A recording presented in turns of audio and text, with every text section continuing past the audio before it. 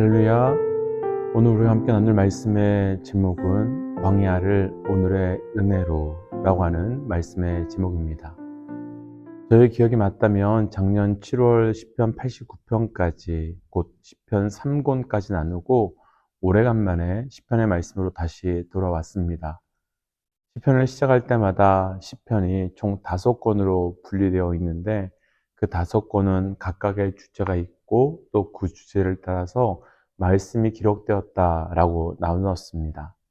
그 중에 오늘부터 시작되는 시편 90편부터 106편까지 말씀은 시편 4권에 해당되는 말씀으로 광야 가운데 살아가고 있는 하나님의 백성들의 모습을 통해 우리 하나님의 영원하심과 또 보호하심 그리고 통치하심에 대한 말씀이 주로 나오는 내용입니다. 그 중에 시편 4권에 시작되는 시편 90편은 시편 150편 가운데 유일하게 모세에 의해서 기록된 말씀입니다. 우리가 잘 아는 모세는 어떤 사람입니까? 그는 애굽에서 40년을 왕자로 살았던 사람이었습니다. 그러나 그 후에 홀로 광야에 나아가 40년을 살았고 또 잠시 애굽으로 돌아갔다가 이스라엘 백성들과 함께 다시 광야에서 40년의 시간을 보낸 사람입니다. 그러니까 모세는 그의 삶의 대부분을 광야에서 보내면서 광야에서 하나님을 만났고 광야에서 하나님을 경험했고 광야에서 하나님과 동행한 삶을 살았던 사람입니다. 그래서 시편 가운데 유일하게 모세가 기록한 이 시편 90편은 오늘 말씀의 제목 그대로 자신의 인생 대부분을 살았던 그 광야에서 어떤 은혜로 살았는가를 기록한 말씀의 내용입니다. 사실 17절이나 되는 말씀 안에는 모세가 광야를 어떤 은혜로 살았는지 놀랍도록 많은 은혜를 이야기하고 있지만 저희는 10분 안에 말씀을 정리해야 하기에 오늘은 한 가지만 집중해서 좀 나누어 보려고 합니다. 먼저 오늘 말씀의 제목 그대로 우리 모든 믿음의 동역자들께 축복하기는 광야를 바로 오늘의 은혜로 살아가는 충만함이 있기를 주의 이름으로 축복합니다.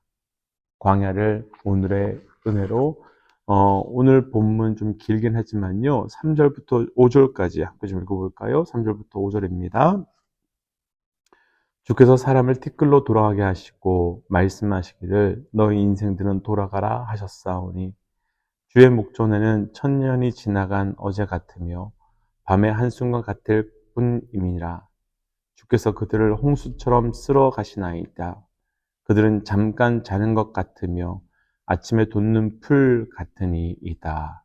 아멘. 모세는 광야를 살다가는 우리 삶의 본질이 어떠한지를 이야기하고 있는데 우리 삶은 흙으로 지음을 받아서 하나님께서 흙으로 돌아가라 하신다면 돌아갈 수밖에 없는 존재이며 또 주의 목전에서 아무리 긴 천년이라도 한순간에 지나지 않고 하나님께서 홍수로 모든 것을 쓸어 가신다면 그 순간에 모든 것이 사라지는 존재일 뿐이다 라고 말합니다. 무슨 의미일까요?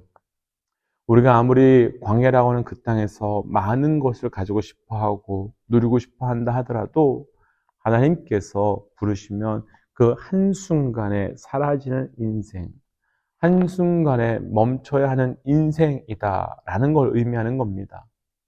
왜 그럼 이렇게 말할까요? 많은 성서학자들은 시편 90편의 배경을 민수기 20장으로 봅니다. 민수기 20장은 모세에게 있어서는 사실 좀 감당하기 쉽지 않은 사건들이 등장하는 말씀인데요. 첫 번째는 모세의 누이 미리암이 죽는 사건입니다. 미리암은 모세가 갈대 상자에 떠내려 갈 때 애굽의 공주가 건지게 되는데 그때 공주에게 달려가서 유모가 필요하지 않느냐며 엄마를 연결해 준 사람이었습니다. 그러나 또 한때는 교만함으로 인해서 모세에게 너만 하나님을 대면하느냐라고 반란을 일으켰다가 문둥병에 걸렸던 사람이었지요. 그러니까 미리암은 모세의 삶에서 단순한 가족 관계 이상의 의미가 있었던 사람이었는데 이 사람이 죽었던 겁니다. 민수기 20장에는 또 모세가 감당하기 어려운 사건이 하나 더 등장하는데 바로 그의 형 아론의 죽음입니다. 모세에게 아론은 어떤 사람이었습니까? 하나님의 부르심을 받았을 때 나는 혀가 어눌합니다 라고 말하는데 그럼 모세를 위해서 준비된 사람이 있다라고 말씀하시며 아론을 준비해 주셨습니다. 그러나 또 반면에 모세가 시내산에 올라가서 내려오지 않자 금송아지를 만들었던 사람이 바로 또 아론이었죠. 그런데 지금 그 모든 시간이 지나 그런 누나, 그런 형 다 죽고 자신도 늙어서 하나님 앞에 서는 때가 별로 멀지 않은 것 같은 느낌이 든 겁니다.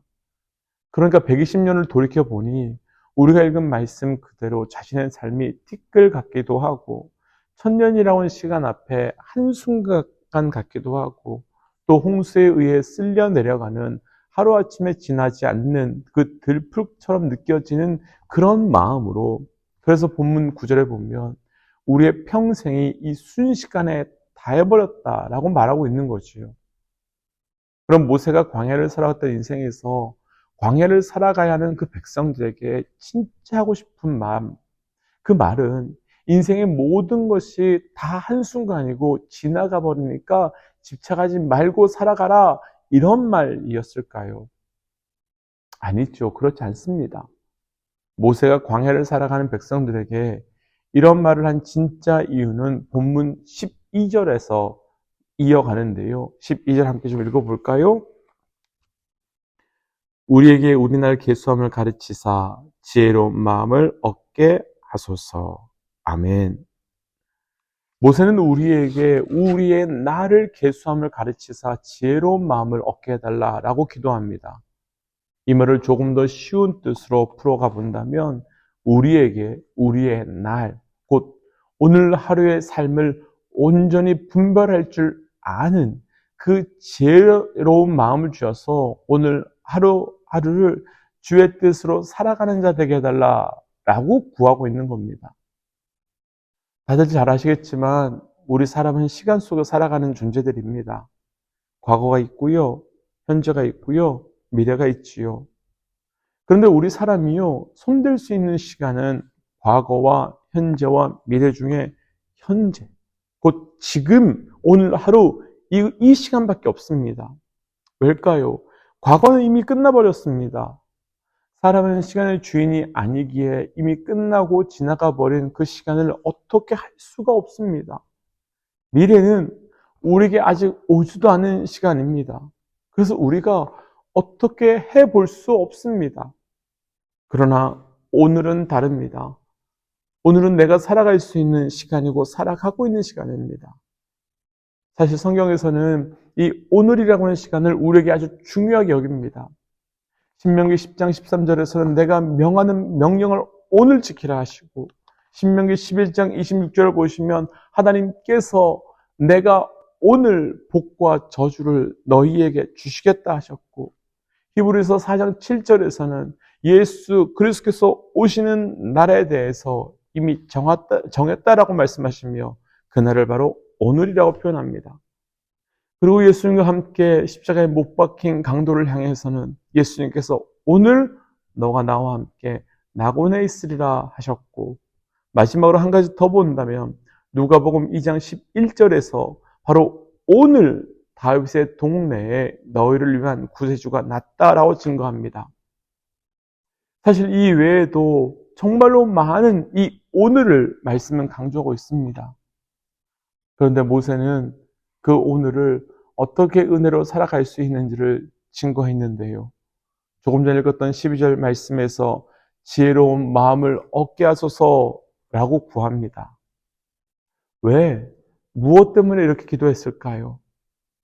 광야는 본능과 본성으로 살아갈 수밖에 없는 오늘입니다.